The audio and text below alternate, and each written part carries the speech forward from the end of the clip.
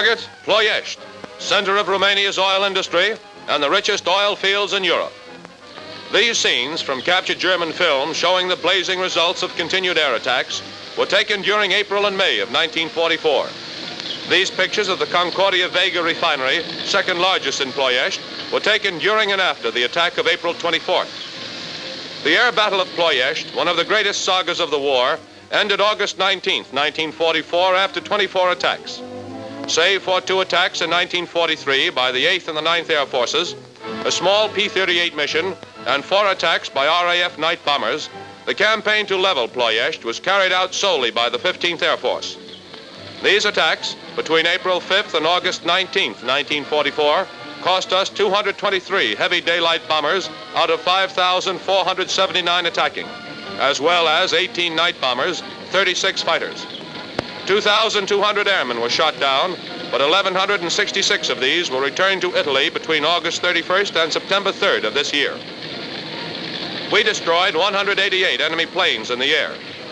Against fierce resistance from flak, fighters, and the most effective smokescreen yet experienced, these attacks destroyed 90% of Ploesti's vital oil installations, virtually eliminated it as a rich of fuel for the Luftwaffe and Wehrmacht, a source from which Germany took 1/3 of her oil needs.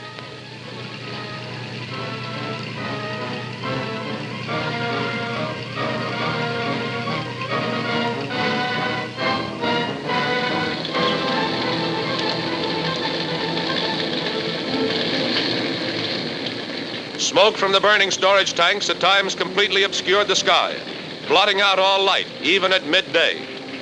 Capacity of refineries was reduced during this time from 709,000 to 77,000 tons crude output per month. Gasoline production was cut from 177,000 to 15,000 tons per month, a reduction of 91%. This loss to the enemy represented a major triumph in the history of strategic air warfare. The result of these attacks, proof that oil refineries could be knocked out with a reasonable economy of force, placed oil at the top of strategic priorities and started the intensive air campaign against both synthetic and crude Nazi oil installations. Another attack against the same refinery on May 30th caused this roaring inferno. When Ploesti fell to the Russians on August 30th, 4/5 of its refining capacity had been destroyed by bombing, a loss equivalent to half of all oil produced in 18 of our greatest oil-producing states.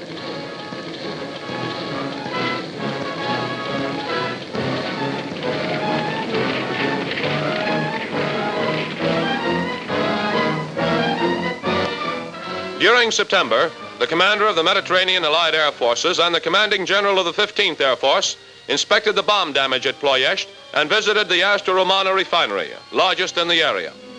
This was a cracking plant. The importance of this target is indicated by the grim battle the enemy made to save it.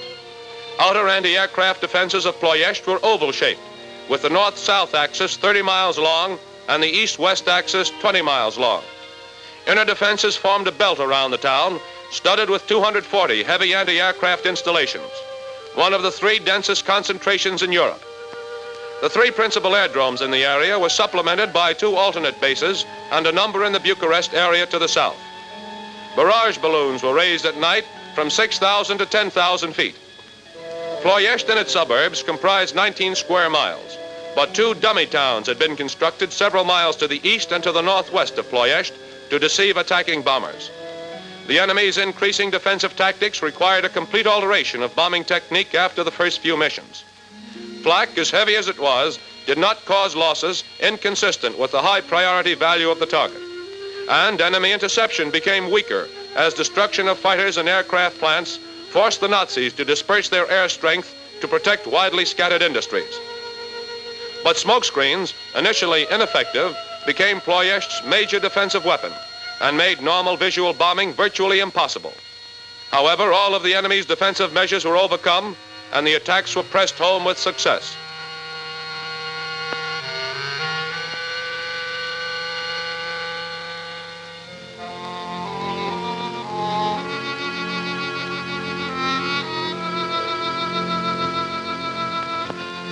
Damage to the Romano-Americano plant 3 miles east of the town of Ploesti, was also inspected. This installation was the third largest refinery at Ploesti, with an annual capacity of 727,000 tons. Here, too, the powerhouse, storage tanks, cracking and distillation plants were demolished.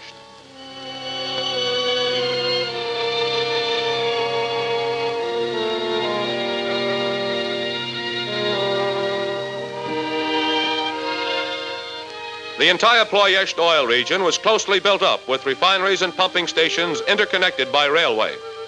This refinery, the Concordia Vega, was the second largest in the area. It had a refining capacity of over 1 million tons. By the 19th of August, 5,500 tons of bombs had toppled most of the 16 oil refineries and storage depots in the main Ploesti area and 3 in outlying districts. Capture of Ploesti by the Russians last August brought to the Allies the world's 6th richest petroleum source, much of which was pre-war controlled by American and British interests.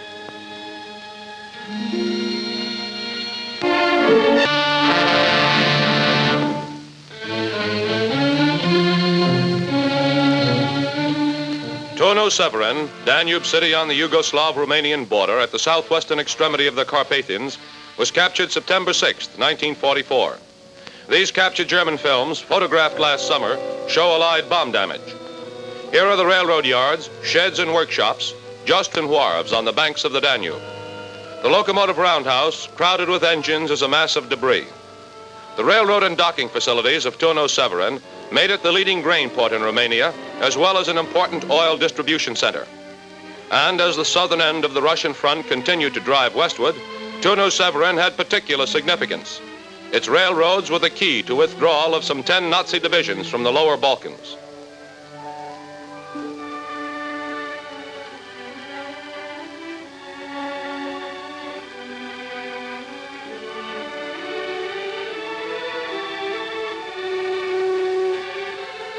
Brasov, in central Romania, about 85 miles northwest of Bucharest, was another important objective for the 15th Air Force during the spring and summer of 1944.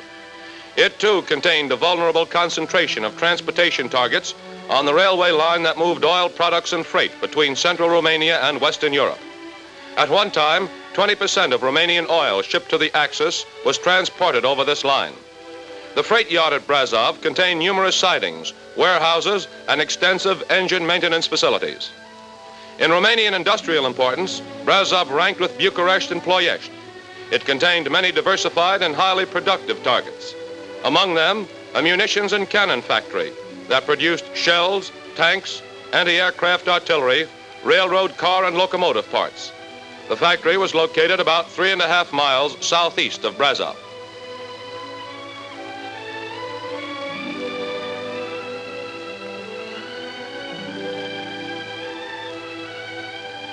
Another principal target in the area was the largest aircraft factory in Romania, located about 2.5 miles northeast of the Brasov railroad yards. The installation included an airfield and a large hangar.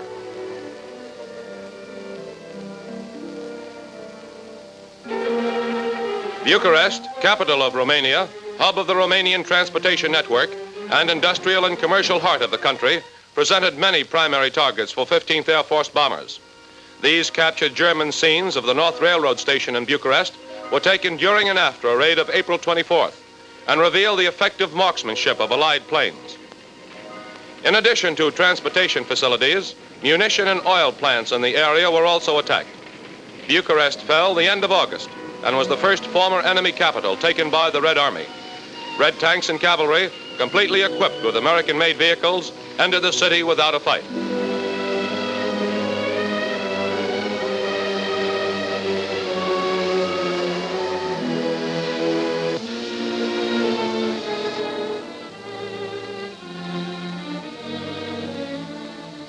Beginning September 2nd, 2 days after the Russians entered the city, American cameras began appraising Allied bomb damage to Bucharest. The condition of these marshalling yards is a good example of how strategic rail targets have been methodically reduced throughout the Balkans. 15th Air Force bombers chalked up these hits. Pinpointing main rail lines like this has made Nazi withdrawal from the Balkans very difficult, currently threatens to entrap a number of divisions.